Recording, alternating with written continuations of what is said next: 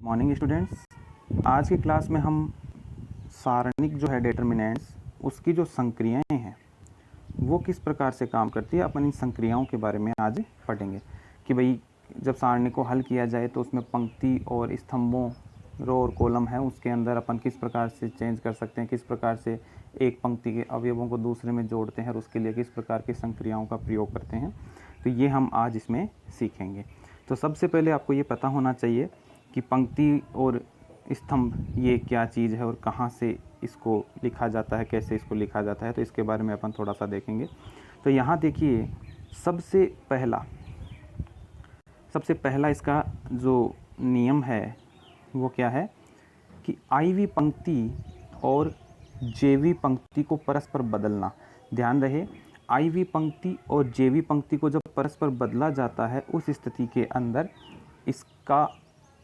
इस संक्रिया का प्रयोग किया जाता है। ये संक्रिया क्या है? देखो, आर आई है एक तो पंक्ति और दूसरी पंक्ति है आर जे। इनको आपस में बदला गया है, परस्पर बदला गया है, तो दोनों तरफ एरो मार्क्स होंगे, इस प्रकार के निशान का प्रयोग होगा। तो ये चिन्ह का प्रयोग करना है आपको, दोनों तरफ से एरो मार्क्स लगाकर इसको प्रकट करते हैं। इसका मतलब ये होता है कि आईवी पंक्ति को जेवी पंक्ति में बदला गया है और जेवी पंक्ति को आईवी पंक्ति में बदला गया है। तो इसमें पंक्तियां कौन सी होगी? तो ध्यान देना, ये आपको पता है, मैट्रिक्स में भी आपने अच्छे से पढ़ा है। ये मैंने 3 के क्रम की एक सारणिक यहाँ बनाई थी जिसके अंदर ये R1 है, ये पहली पंक्ति है, ये R2 है, ये दूसरी पंक्ति है, और ये R3 है, ये तीसरी पंक्ति है।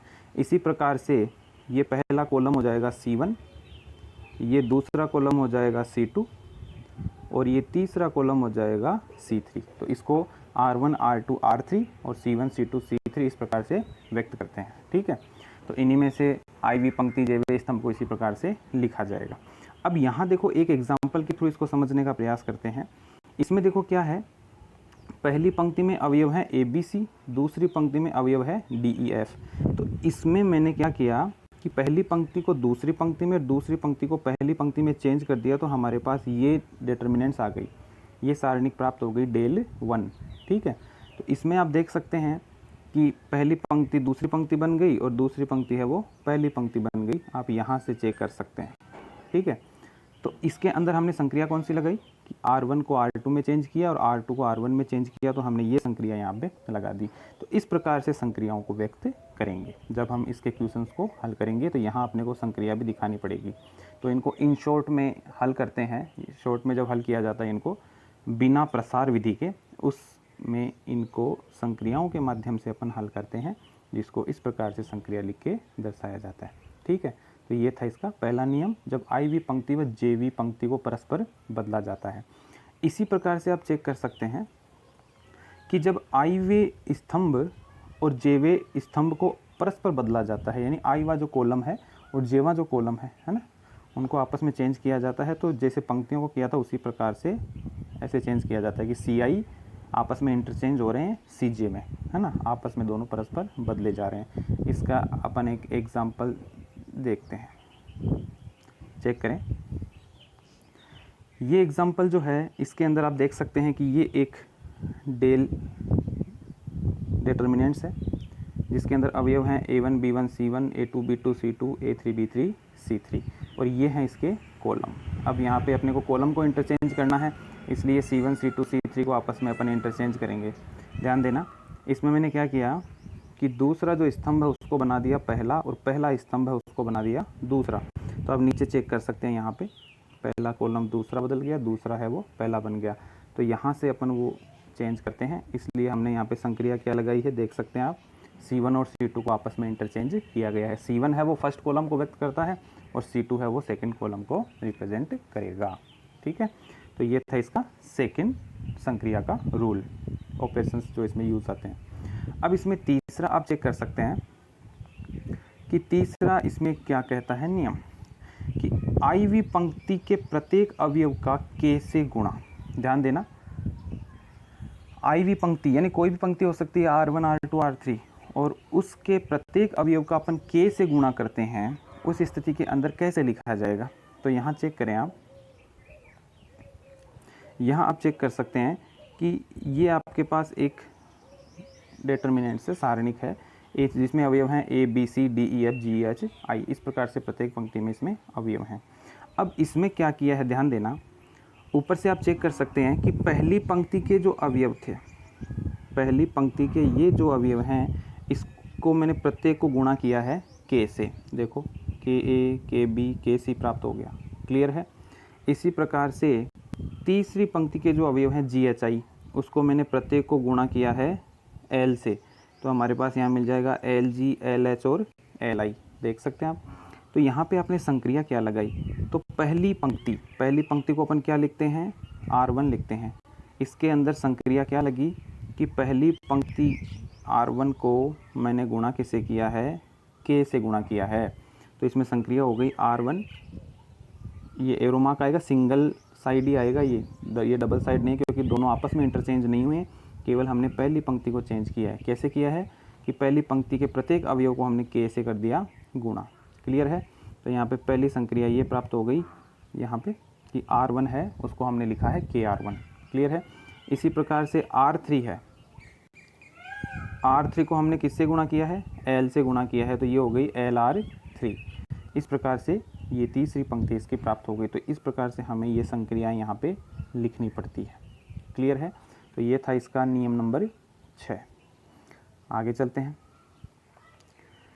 अब नेक्स्ट देख चौथा नियम, आई वे स्तंभ के प्रत्येक अवयव का के गुणा है, ठीक है। तो वैसे ही है जैसे हमने अभी रो का किया था, चेक कर सकते हैं आप। सी आई है, उसके प्रत्येक अवयव को हमने के से गुणा किया है, तो ये हो गया के सी आई। वो सेम एग्जाम्पल है, A1 B1 C1 A2 B2 C2 A3 B3 C3, ये आपके पास एक सारणिक है। और इसमें आप चेक कर सकते हैं कि मैंने दूसरा जो स्तंभ है उसके प्रत्येक अवयव को के से गुणा किया है। अब दूसरे स्तंभ को अपन क्या कहते हैं, C2 कहते हैं, ठीक है।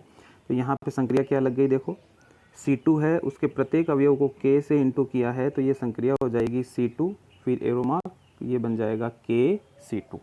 इस प्रकार से ये संक्रिया इसमें लगाई जाएगी, क्लियर है। इसके बाद में पांचवा नियम, आई वी पंक्ति के प्रत्येक अवयव में जेवी पंक्ति के संगत अवयवों को के से गुणा कर जोड़ने पर। कल हमने जो नियम पढ़े थे कल की क्लास में, उसके अंदर हमने एक नियम पढ़ा था कि यदि किसी सारणी की प्रत्येक पंक्ति में उसके संगत किसी अन्य पंक्ति के अवयवों से अचर राशि से गुणा करके यदि हम उसमें जोड़ते हैं तो सारणी के मान पर कोई भी प्रभाव नहीं पड़ता। ये आपने कल सोल्व किया था।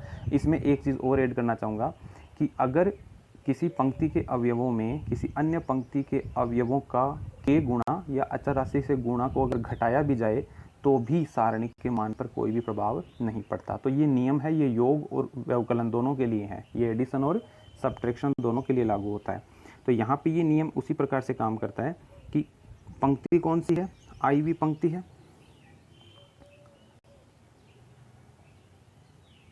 चेक करें पंक्ति कौन सी है, आई वी पंक्ति है, और ये कौन सी है, जे वी पंक्ति है। तो जे वी पंक्ति के संगत अवयवों के गुणा को इसमें जोड़ा भी जा सकता है और घटाया भी जा सकता है। तो इसमें संक्रिया किस प्रकार से लगेगी, चेक करें। संक्रिया क्या यूज आ रही है, आर आई, फिर एरो मार्क है, आर आई प्लस माइनस के आर जे। ध्यान रहे आई वी पंक्ति है, जेवा स्तंभ है, रो है इसलिए आर से व्यक्त किया है। तो इसके अंदर हम क्या कहते हैं कि आर आई कोई पंक्ति है, उस पंक्ति में हमने आर आई को तो रखा ही रखा है, फिर उसके अंदर हमने जोड़ा है आर जे पंक्ति जो है उसके के गुणा को, इसमें घटाया भी जा सकता है। तो प्लस माइनस दोनों संक्रिया इसमें यूज आएगी। इसको एग्जाम्पल के थ्रू समझने का प्रयास करते हैं, चेक करें।